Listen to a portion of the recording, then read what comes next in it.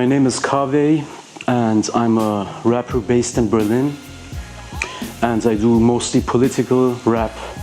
I talk about social issues, I talk about racism. It's anti-imperialist rap, it's against capitalism. And I also try to teach the youth, I give workshops, I try to spread the word and try to politicize people with the music. And this is what I basically do since the past 15 years. My name, Kaveh Ahengar, which is a Persian name, has been taken up by a Persian poet and writer called Ferdowsi. He wrote a book called the Shahnameh, which we could translate as the Book of Kings, which kind of tried to summarize and bring up the whole Persian history and traditions after the conquest of the Arabs, who had prohibited to speak Persian and had kind of endangered the traditions and history of Persia. And he tried to put all these traditions and histories into one book, the King of Books. And Kaveh Ahengar is one of the figures of the book. He's a very revolutionary figure who rebels against a tyrant and who has a red flag and who could be like identified as an early communist figure of a very early period of Iranian history. His name has been used and this figure has been used quite often in order to represent leftist or communist ideas. So he's a quite popular figure within resistant movements and within communist and socialist parties and movements.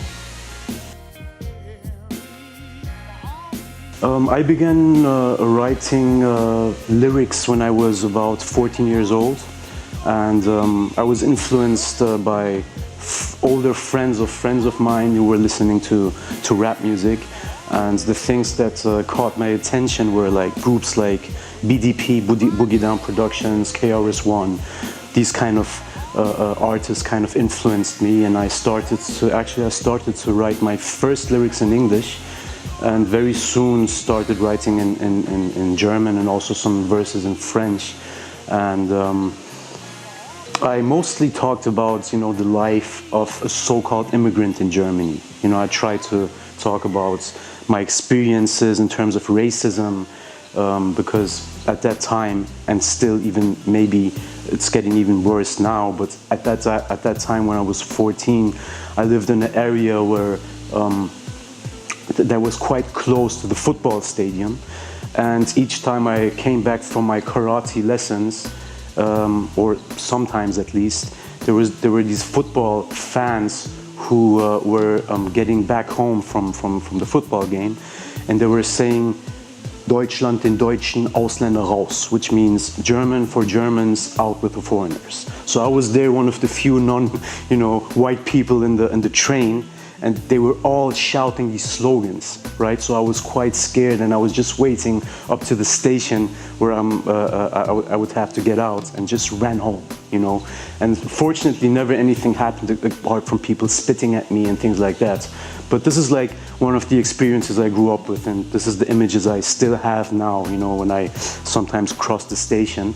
So this is just one of the things that happened, when I was small. So these kind of, events and things that happened, I try to put them into lyrics and write about these things. So it was a kind of therapy for me to write about my experiences, and these were mostly based on things that of course were related to racism, or being an immigrant in Germany, not being accepted by society, being discriminated against by your teachers, by your fellow pupils, and so forth.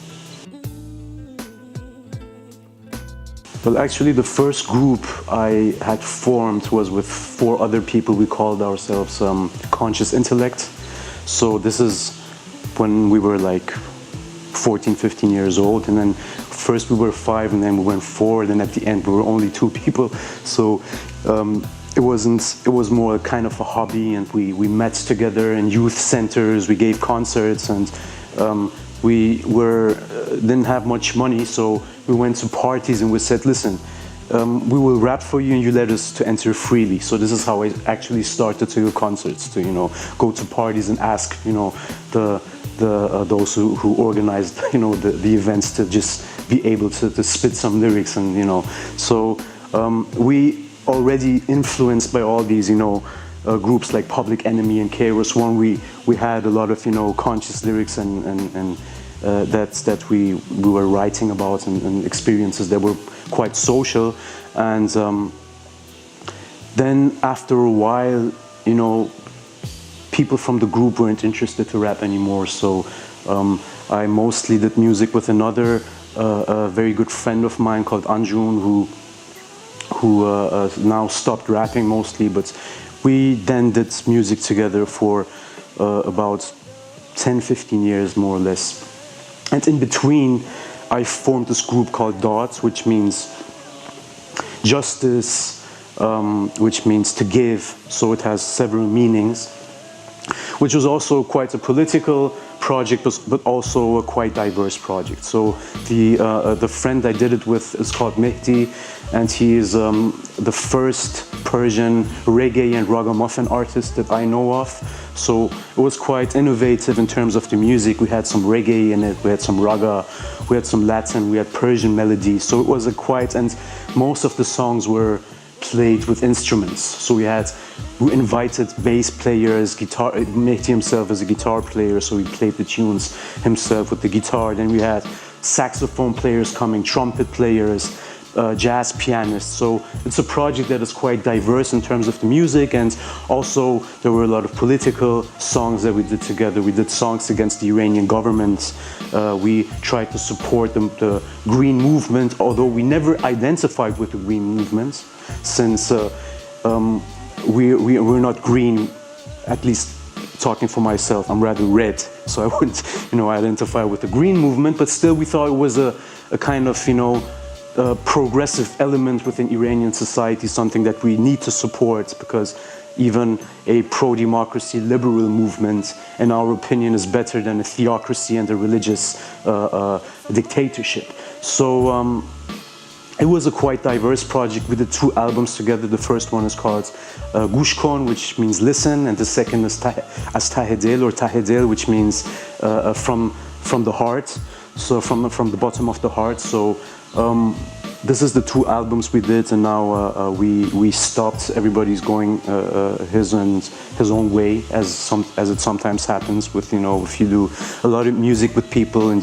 it's really intense, and sometimes you don't get along very well with each other, and then your paths just take a different turn. But anyways, it was a good experience to also start writing in Persian, my mother tongue, and to try to bring in different ideas and put it into music, and I learned a lot from that experience.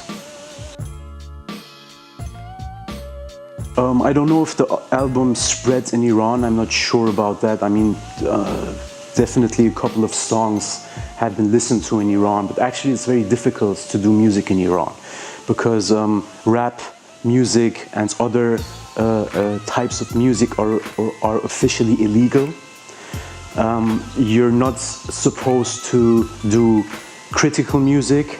There is a census bureau which checks each and every piece of music. So it's very hostile towards artists in general. Women are not even allowed to sing publicly. So it's very difficult for Iranian rap artists to kind of spread their music. They're prohibited to give concerts. Some of them have been arrested because of their musical activities, so it's very difficult.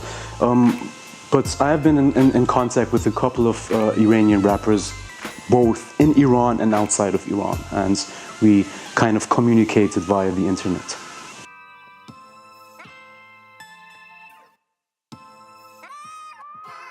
Yes, it's true that I'm trying to use the languages I know in my songs. The reason is that I was born in Iran, I was born in Tehran, and then we fled to France, to Paris. So my mother tongue is Persian. The first foreign language I learned was French. And then we decided to move to Berlin. So then I learned German, and this is the language I speak best, obviously, because I lived here most of my life. But still I tried to keep, the linkages I had to France and also to Iran, obviously. And then I lived a year in the south of Spain, so I learned Spanish. And of course, English is the international language, so it's obvious that, I also speak English. And I always try to, bring in these different influences into my music. And as you say, there are some songs where I mix up different languages, where there are some French words in the hook, or some, Persian words in the verses. And I also have some verses in French, some in Spanish. I did some English songs, international collaborations. And yes, that's true that I try to, bring in these different influences. But obviously, since German is the language I speak best, most of my songs are in German. So my last album is called Gegen den Strom, which means against the grain. And it's my third German album. The first one was with my group Conscious Intellect. We never released it. The second was called Ich gehe meinen Weg, which means as much as I'm going my way. So this is the third album, and the first German album that is being distributed with Digitale Dissidenz. Bruno Kram is the guy who was behind it and kind of supported my project, and he tried to kind of push my music, because he knows how difficult it is to do music, especially if you're a political rap artist, and especially if you're even anti-imperialist and pro-Palestinian. It's even more difficult, but we will talk about that later. In any case, it's an album with 19 songs. The first song is about racism. The second song is about many different topics. The third song is called Therapy, which is about music being a therapy for me. Then there's a piece about Berlin, my hometown, how I perceive Berlin. Then there's a song called Spuck auf Rechts, which means to spit on the right, which is a project from a friend of mine called Gigo Flow, who has established this project where he does video clips for anybody who sends in music songs, not only rap music, but any kind of music, in order to support an anti-right movement, anti-fascist movement, right? So this is one of the songs we did for his platform, Spuck auf Rechts, Spit on the Right. Then there is a song called Das Kapital, which is a kind of homage to Karl Marx. Then there is a song called Radikal, which means radical, which kind of reflects my radical political views. Then there is a song called Revolution, which also reflects my revolutionary spirit, I guess. And the ninth song is called Gewitterregen, which is also a political song with cuts from a friend of mine called Reverend Aiden, who did the cuts. And then there's a song Escalation, which is escalation, which is on the war in Syria. And it's a song where I both criticize the US and also the Syrian government, namely Assad, because I think it is a problem within the anti-imperialist left that mostly only the guilt of the US is being emphasized, but not the fact that actually Assad started the civil war, right? So I think as leftists, we should keep in mind that it's not always the US or foreign interventions that are responsible for certain things that happen, but also the people themselves in the region. And we can't blame the US on everything that happens in the world. There's dictators such as Assad, such as Gaddafi, such as Mugabe, who are dictators and who oppress their own people, right? So this is something I try to emphasize in the song, that it's both. It's the US imperialism, which is very dangerous, but also in the case of Syria, it's also the politics of Assad that is very destructive in curbing pro-democracy movements and putting people into prison and torturing prison and so forth. So the 11th song is called Dritte Intifada, Third Intifada, which is in support of Palestine, where we try to kind of summarize what happened 2 years ago when Israel attacked Gaza and killed so many people and destroyed so many houses and so forth. So you can check the video. It's in support of the Palestinian resistance movement. And then there is a couple of other songs which are political, Es hat einen Grund, and the 13th song, Tahya Palestine, is also again in support of Palestine and against the movement called the Anti-Deutsche, the anti-Germans, which we will, I guess, talk about later on. Then there is a song called Solidarität, Solidarity, a song called Apartheid, which is about the apartheid between rich and poor, right? That there is an apartheid going on. The rich is getting richer, the poor is getting poorer. We never had a situation in world history where the rich were so rich as they are today and the poor as they are today. So this is what the song is all about. The 16th song is called Aufstand, which means resistance. Then there's a song called Colors, Farben. A song called Sehnsucht, which means longing. There I talk about what I, imagine the world how I would like the world to be like, and a kind of utopian ideas that I bring in. And the last song is called Dankeschön, which means thank you, where I try to express my gratitude to the people I love and I appreciate.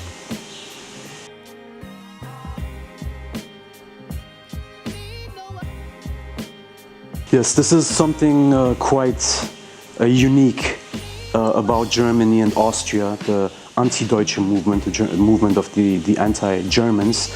And just maybe I can give a quick summary how this movement came about. But before I do that, I can just, tell you that me, myself, I didn't know the anti-Germans till recently either. I had a concert about 5 or 6 years ago in a German town called Halle, where all of a sudden some people went on stage and stopped the concert. And I didn't know what the reason was. And afterwards I found out that the reason was that I had said some critical words about the US and especially about Israel. So this is the reason why they went on stage and stopped the concert. And then I had some discussions with some of these so-called Anti-Deutsche, and they explained to me that it is anti-Semitic if you say something about Israel and about the US and all that fuss, that the anti-Germans usually say. So this was the first time I really came into contact with them during that concert.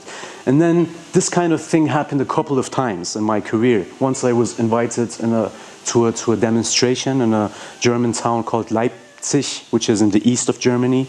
And there it was a demonstration against racism with about 5,000 people. You didn't see any single person with a kufiya, right? So it was clear from the beginning how the atmosphere would be like. And then I went on stage. It was one of these moving cars where you had a sound system on it, and I went on it. I started to do my concert, and even before starting to rap, there were a few of these people who kind of regulate the demonstration, who came to me and said, "With your kufiya, you have to leave the demonstration." And it was just a couple of days after Gaza was bombed. It was 2 years ago, right? So I was like, I kind of got mad, but because I was really emotional about the war and everything. So I was, what the fuck are you talking about? I'm not going away from the demonstration. Just leave me alone. And then he came back, and I, kind of got a little bit aggressive, which I regret now. But it's normal, I guess, if a couple of days after the Gaza attacks. And then he went away. So I went on stage. And then there was once again somebody who said, like, take off your kufiya, right? And I didn't do it. I just continued. The concert was over. And then afterwards, I have this song called Gewitterregen, where I say, where there is one, sample, El pueblo unido jamás será vencido, right? Which means if the people are together, they will never be beaten. Right? So they thought that Hamas means Hamas. And then they accused me of being, a Hamas supporter, right? So this is the kind of strange, things that happen with the ignorance of some of these anti-Germans, who kind of misinterpret a Spanish word, Hamas as being Hamas and these kind of things, right? So, this is just two events that happened during my career, which kind of are characteristic of, how the German scene is trying to kind of suppress anti-imperialist artists like me who are in favor of Palestine, right? I think we can only understand the anti-Germans if we take into consideration German history, namely the Holocaust, fascism, right? So after fascism, gradually, this movement or this ideology or this thought came into being that to be a German is something negative, right? There were people who were had such a guilty conscience that they said that being German genetically is something wrong. And then there were like people who said you should rape German women, you should bomb Germans themselves, because they had such a guilty conscience that they thought that Germany it would be better to just eradicate Germany. And this is something which was weak at the beginning, but in the course of the years this thought and ideology became stronger, and the anti-Germans became really strong after the wall came down in '89, after the peaceful revolution. And the reason is that some segments of the left thought that now, since Germany is being united again, it can be a very dangerous imperialist power, right? So they were afraid of Germany becoming a big global player again. So they said that, well, we have to curb that, we have to suppress that, and they kind of put out these anti-German ideas that said that we should never have a strong Germany again. And on the other hand, they kind of supported the US because they always saw the US as the liberator of Germany. So the US was always being seen by this segment of the radical left because they consider themselves of being radical leftists, right? So they are part of the radical left in Germany, right? So and this is something really strange because usually in Germany, in the world, you don't have a radical left that is pro-US and pro-Israel. And the reason why they are pro-Israel is, of course, that they say that the Jewish population needs a place where they can live peacefully, especially as a result of the Holocaust, right? And that's why they support the state of Israel, and they say that the last nation state that needs to be abolished is Israel, right? So some of the anti-Germans are communists. Actually, they consider themselves of being communists, and they even consider themselves of being anti-national, but they say that Israel is supposed to be the last nation state to be abolished. So only when communism is being established, the nation state of Israel needs to be abolished. So this is the way they think. Another thing which is, I think, very important is that they are afraid of the masses. And the reason why they're afraid of the masses, of big demonstrations, big mass events, is that they say that it was the masses that brought Hitler to power. So they are influenced by theoreticians from the Frankfurt School, people like Adorno, Horkheimer, but also philosophers like Moishe Poston, a US professor in the States. And they are against class struggle and against the mass. And this is related because they say that class struggle always bears the danger that a group of people takes power and then suppresses other people. And since they always have the Holocaust in mind, and that the danger that a mass movement can become a fascist movement and then become dangerous for minorities and especially the Jewish people, they're against mass events, mass demonstrations, and so forth. So it's a very particular type of leftism or communism, which assumes that communism will kind of fall from the sky. I mean, when you talk to anti-Germans, you never know, well, if you're a communist, then how is communism or socialism supposed to be established? I mean, if there's no class struggle, then how are we, able to kind of bring in a progressive society into being? And in my opinion, they don't have a right response to that. They can't really give a proper answer, right? So there's all these contradictions, and they also, one interesting thing about the anti-Germans is also that they call everything that is critiquing persons and institutions structurally anti-Semitic. This is the term they use, structural anti-Semitism. What does that mean? It means that, for instance, because I criticize Obama, because I criticize banks, I'm structurally anti-Semitic for them.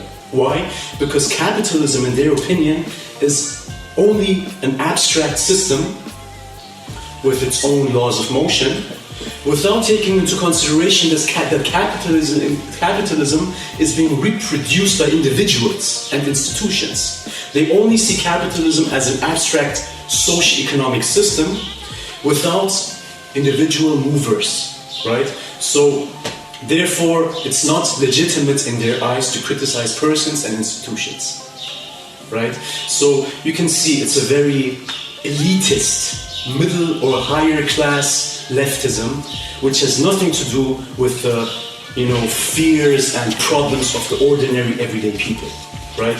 So this is of course something I think which can only come into existence in a country like Germany, where the standards of living are relatively high, right? Yes, I think this is, something which can be only understood within, the framework of a quite wealthy country like Germany or Austria, where, a lot of people, especially from the middle classes and higher classes, don't have a lot of problems, existential problems, and therefore don't go to demonstrate on the streets, because if you have real problems, if you are suffering from hunger or real political oppression, then you won't come up with these abstract ideas, because then class struggle is something important and essential. But if you have enough food, if you have enough money, and these kind of people, a lot of them are hipsters.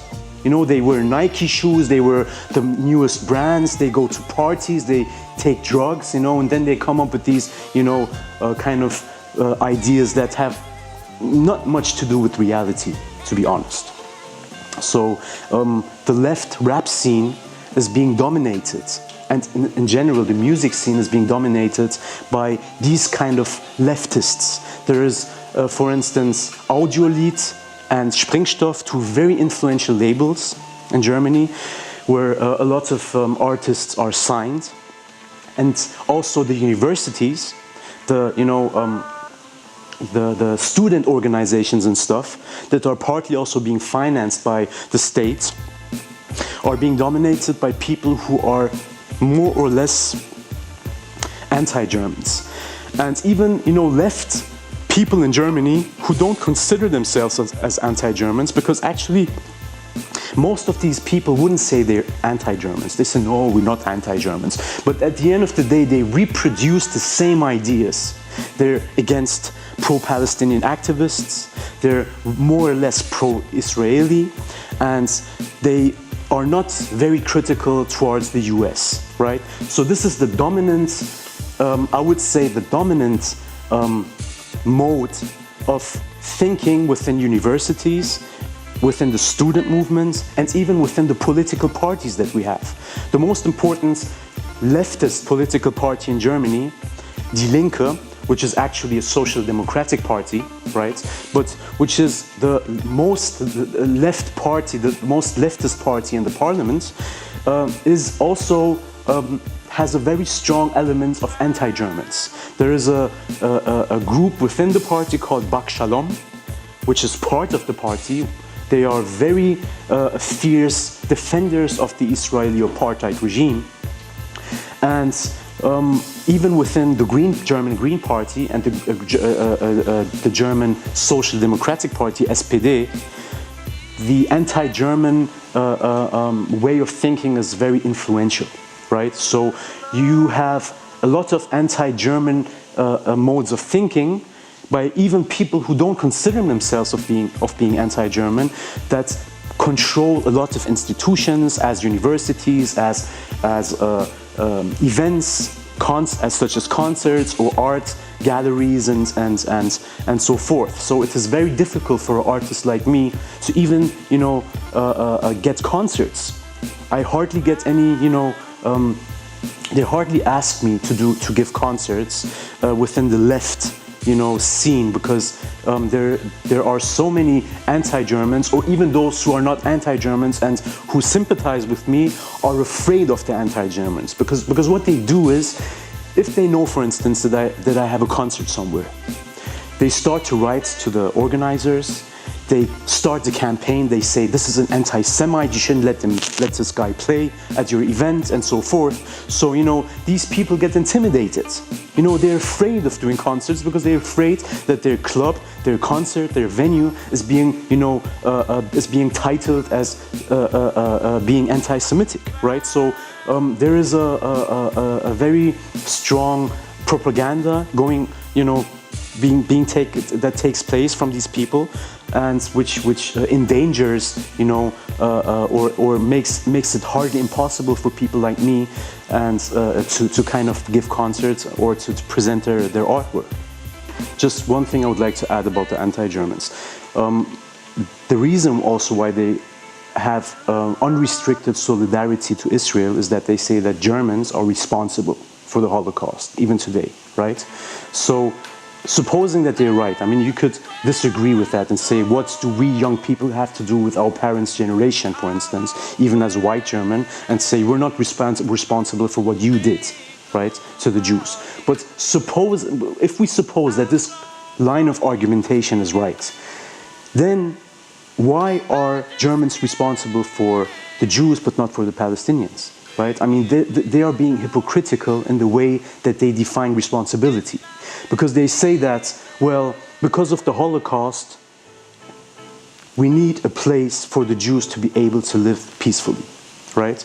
But they don't consider that actually the reason why Israel has been founded where it has been founded is partly, at least, a consequence of German fascism, right?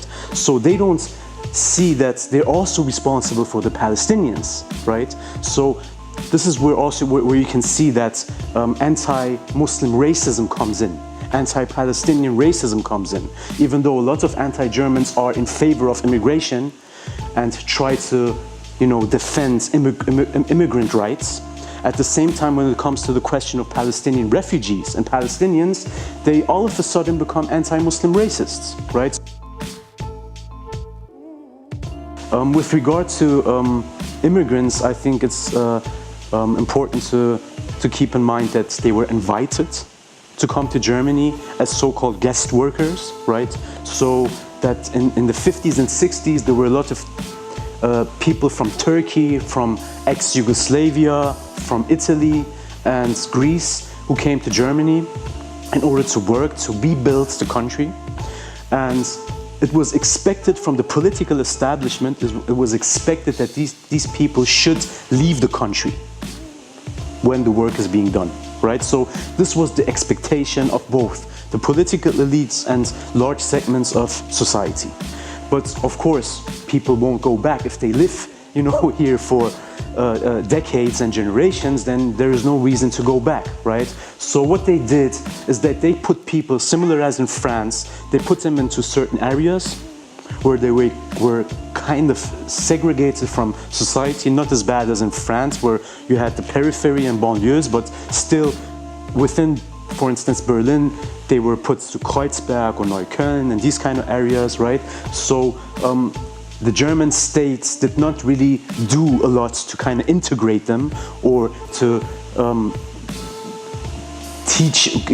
provide for language courses and all these kind of things that are important in order to provide, a good base for peaceful, coexistence, right? So there were a lot of things that were done that were not very in favor of having a very positive impact on the way people could live together.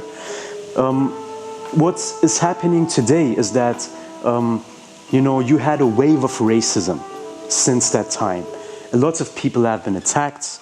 There have been between 280 and 700 people have been killed, not just non-white people, but also white anti-fascist Germans by neo-fascists and neo-Nazis and so forth. So we have a very violent history from the 50s and 60s up to today, which is also being reflected by structural or institutional racism, right? So it is very difficult for somebody who has a foreign name or a Muslim background or a non-white background in general to get a job. Much more difficult than for a white German to find an apartment, to find an apprenticeship, right? So in that sense it is similar to France, maybe not as bad as in France, but still very, very pronounced. Then you have a very restrictive door policy in discos, for instance. If, for instance, I am not on the guest list, they don't let me into the club, right?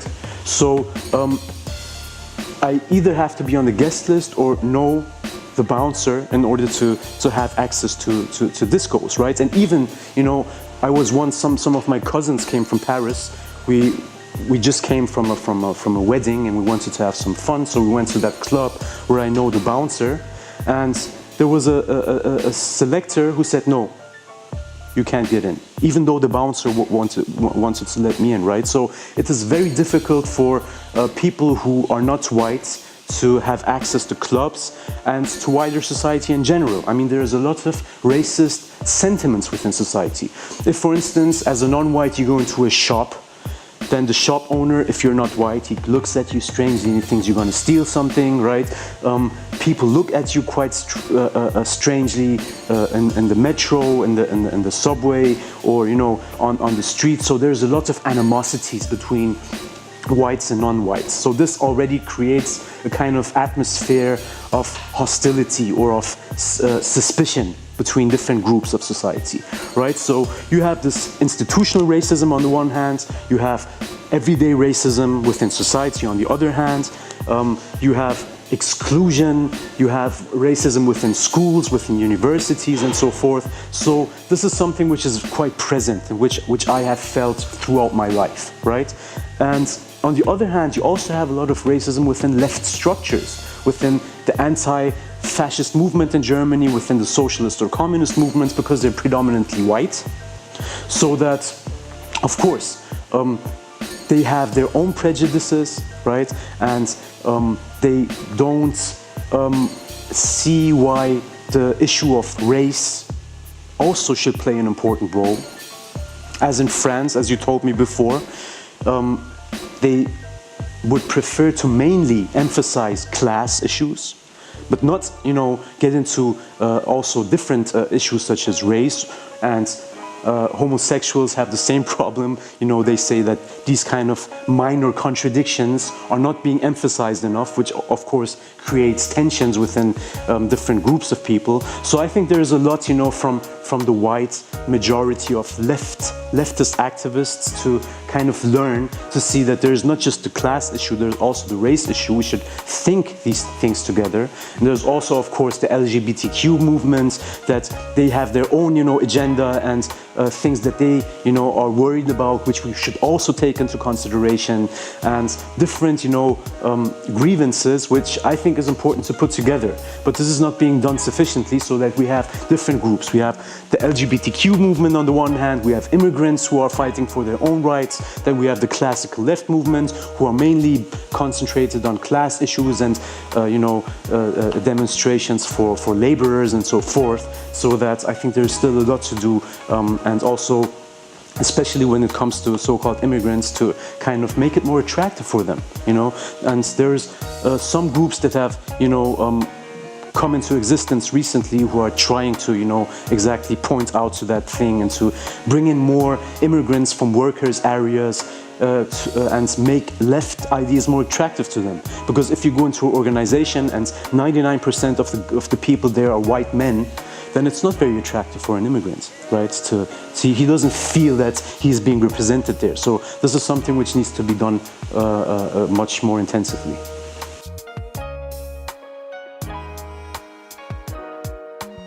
Yes, I mean, there is a very strong so-called immigrant rap movement that has spread in the past 10-15 years. I mean, the first people who did rap music in Germany were also immigrants. We shouldn't forget that. But rap has been dominated from the late 80s up to the beginning of the 2000s from mostly white middle-class kids. And this has changed in the past 10 to 15 years. There has been a very, very influential movement of gangster rap in Germany, mostly being done by immigrants who have been very much influenced by both French rap and US rap, and who very much imitates this kind of, you know, banlieue rap, or, you know, the black gangster rap in the US, or Latino rap, so that you have, you know, young kids or youth from Turkish, Kurdish, Arab backgrounds who kind of try to show themselves as being, you know, coming from difficult, you know, social backgrounds, but at the same time posing with big Mercedes Benzes and, you know, big, you know, cars in general, luxury items and chains, and, you know, naked women and so forth. So this has been the most influential type of rap in the past years, which has become even more, you know, popular than the middle class white kid, you know, rap of the previous, you know, times. And some of these rappers who have started out with gangster rap and who have done very violent, homophobic, sexist, you know, rap, have now started to also bring in some political songs in, because, you know, political rap is getting more popular because times are changing, times are getting rougher.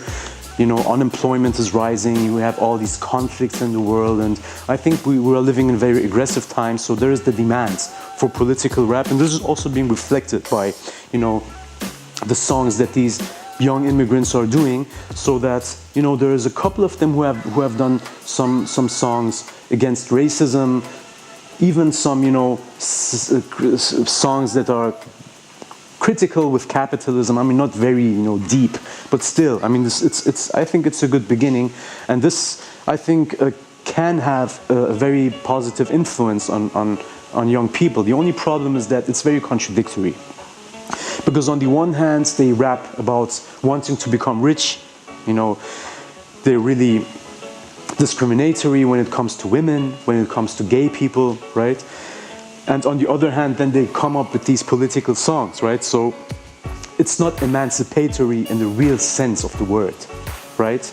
But I think at least it's a beginning, and it's a way forward. It's still, you know, it's, you know, a step forward. Let's put it like that, right? But German rap has never been as political as French rap, and I think the reason is that in France, you know, poverty was always much higher than in Germany.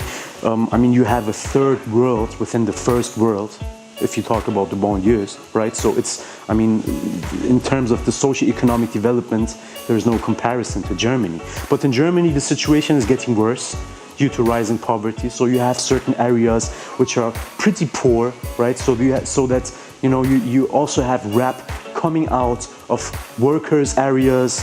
You have a lot more political rap coming up in the past 5-6 years. For the first time, you have political leftist rappers that are entering the mainstream. This is a tendency that has taken place, you know, for 3-4 years, not more. We never had that before. It's the first time that we have, you know, 3-4 rappers who come from, you know, a socialist or communist background, who are entering the mainstream. So I think the development is getting, you know, into the right way, actually.